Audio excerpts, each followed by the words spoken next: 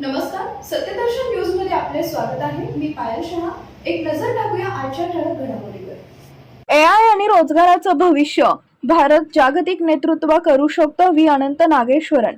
India AI impact शिखर परिषदेत रोजगार क्षमतेचं भवितव्य आणि एआय या विषयावर विशेष सत्र आयोजित करण्यात आले. या सत्रात मुख्य आर्थिक सल्लागार व्ही अनंत नागेश्वरन यांनी महत्त्वपूर्ण मत व्यक्त केलं.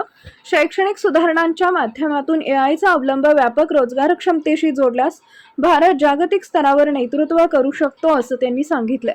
भरपूर मनुष्यबळ आणि यांत्रिक बुद्धिमत्ता हे परस्परांवर कुरघोडी करणारे नसून एकमेकांना बळकटी देणारे ठरू शकतात. अशा प्रकारे मानवशक्ती आणि कृत्रिम बुद्धिमत्ता यांचा संतुलित वापर करणारा पहिला मोठा समाज ठरू शकतो.